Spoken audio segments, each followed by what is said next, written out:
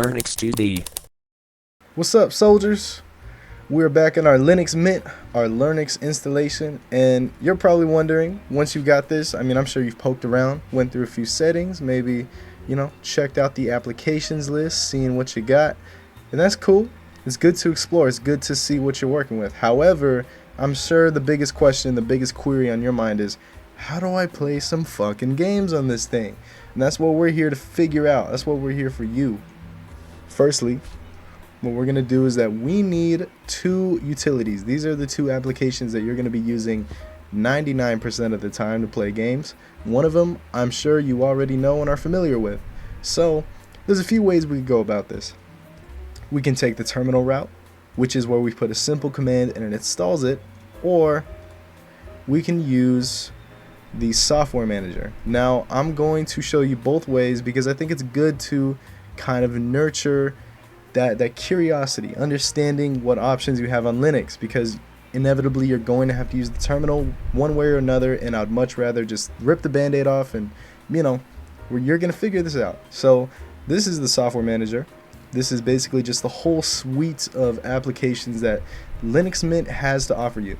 Now they offer this from all of the repositories that give you all these sweet packages, and you can just kind of search for what you want. All this good stuff, fonts, accessories, everything you can think of, it's there. So what we're gonna get, we want Steam. You've probably heard of Steam. Everybody's heard of Steam. Now if you look in the games category, you scroll down far enough, you're gonna find it, but you could also just search for it. You can press install right here if you'd like, and I could just do this. However, we all know how to press a button. I want to teach you something different as well. So here's a software manager. You can use this to install anything you want. It's very, very robust, and it's informative. It works, it's efficient. You have stars, reviews, everything. That's great. I'm not going to show you that because you already know how to press buttons. You already know how to do these kind of, use these GUI applications. We're going to do the bog standard terminal. So let me teach you a command you're going to use very often. Now, the first part of it is sudo. Sudo means super user do as super user. This just means that you're using a command that requires you to have higher privileges than what user you're on. So for example, I'm on the Linux user, which means that I don't have the privileges required to do certain commands. For those commands, I have to do sudo. I have to prefix that command with sudo. Now when I type sudo and I put a command, so let's say I'm just going to put sudo echo, go fuck yourself. I have to input my password. It's going to prompt me about my password when I put sudo, which means that I need to provide credentials for my elevated privileges. So I put my password, which was L, go fuck yourself. It echoes that back to me. That's a command, by the way, echo. So what we want to do is that we want to install Steam the good old-fashioned terminal way, and this is because you're going to have to use the terminal one way or another, and we're just going to get it right out the way so that you're familiar with it to some extent. It's not as scary as you may think it is. So let's start with sudo, which means super user do. We are doing this with elevated privileges because we need it for this. And then we're going to use apt. Apt is the package manager for Linux Mint. And the way that you install applications with apt, which is packages, apps, is apt install and then put whatever package comes to mind. So we want to install Steam, sudo apt install Steam. Bam. And now you might be asking, why didn't it prompt me for my password? And also, what is all of this nonsense on the screen? So, firstly, it didn't prompt me for my password because in the same terminal instance, if it prompted me for my password before, so when I did that echo command with sudo, I already inputted my password. So therefore, in this terminal instance, my password is already accounted for, which means whenever I put another command afterwards that requires super user privileges, it's just going to let me pass anyways. Now you're going to ask, what the fuck is all of this? When you have a package that you're installing, you're not just installing a single binary, a single application. I'm not just installing Steam. I'm also installing the dependencies that are required to run Steam. Dependencies are just smaller packages and libraries that are required for an application to work correctly. So the following new packages will be installed. These are all dependencies, they're libraries, they're drivers, all of it.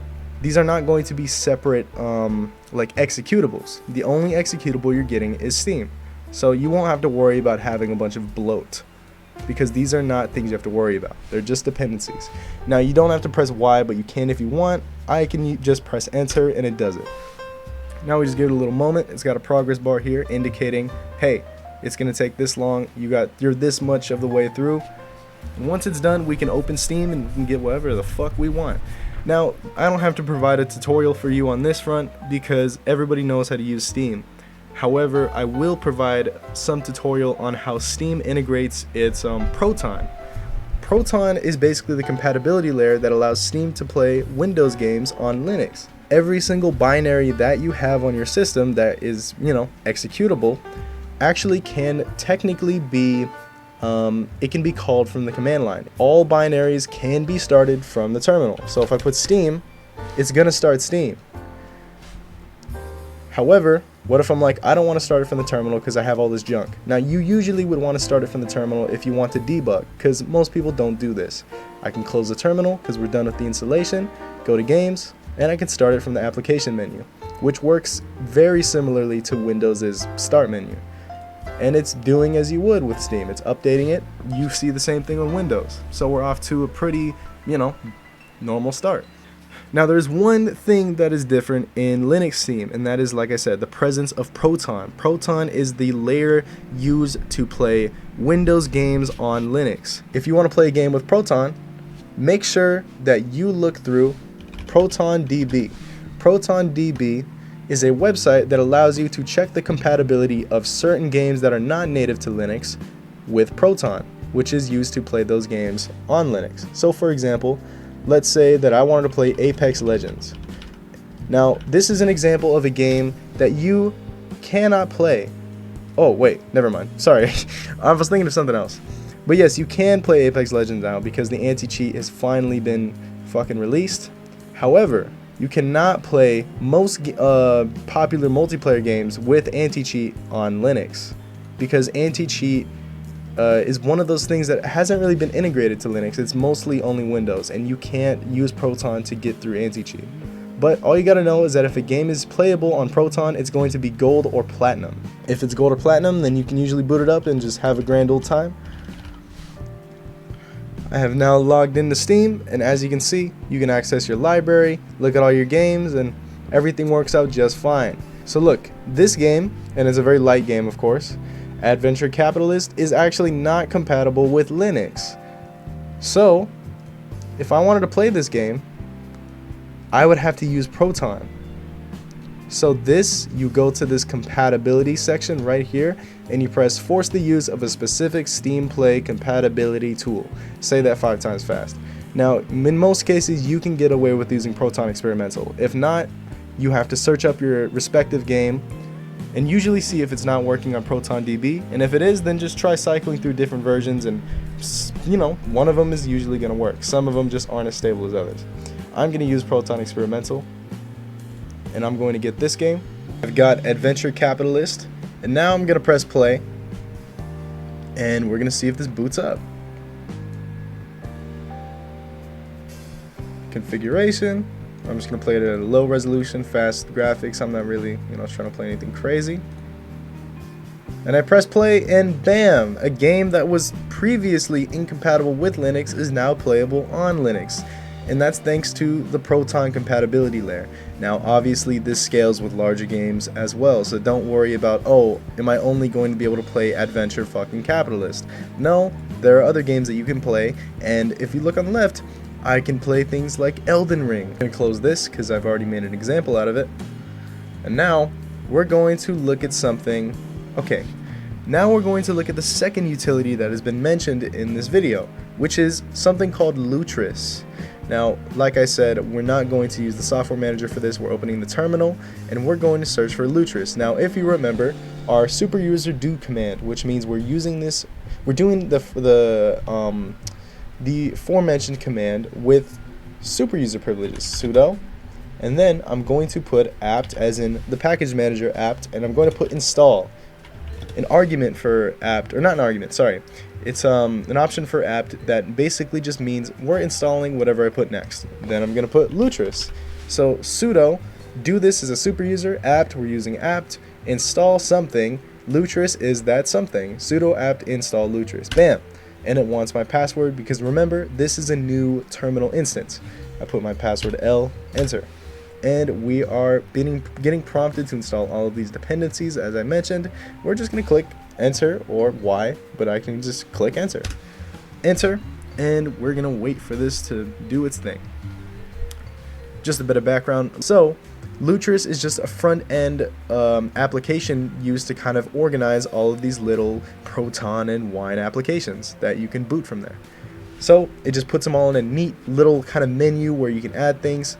It's a very intuitive interface, and there's also another website I would like for you to check out called, let's find it. It is just Lutris' official website. If we look up Lutris, open gaming platform, and now we can search for any game we want similarly to ProtonDB. However, on Lutris, you can actually get specific instructions and scripts that are automatically made for you and used on Lutris. There are scripts that connect to the Lutris app that allow you to install these games in a jiffy.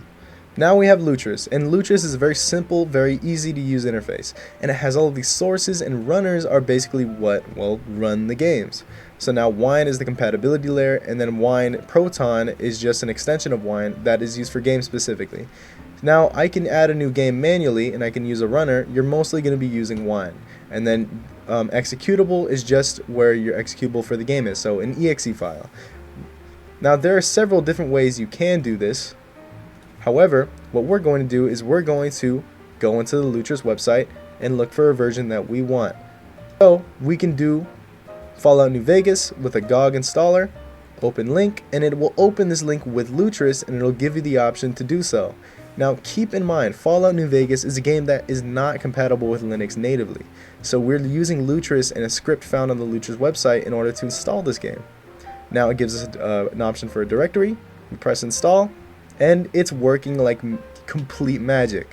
Now all we got to do is let it do its work. It's going to give you a few prompts and ask you a few things. It's going to give you Proton completely. It's a completely automated process.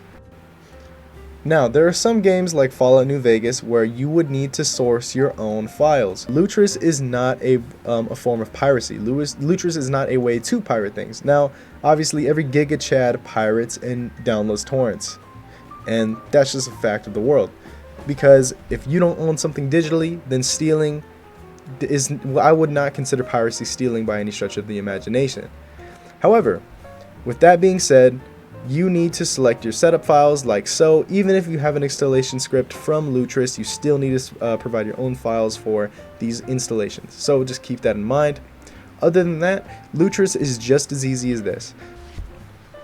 Now with all of that being said, if you follow those specific instructions and you just find your own scripts on Lutris and you get your you get some good counseling from ProtonDB, then honestly with just a little bit of time you're going to be gaming on Linux just fine, especially with Steam, which is honestly, Valve has made such amazing strides in providing compatibility and more opportunity for Linux users in the Linux community as a whole. So this has been a pretty, normal and kind of just basic tutorial on how to use Lutris and Steam on Linux in order to game. I hope this has been helpful to you. Peace out, big dogs. See you guys later.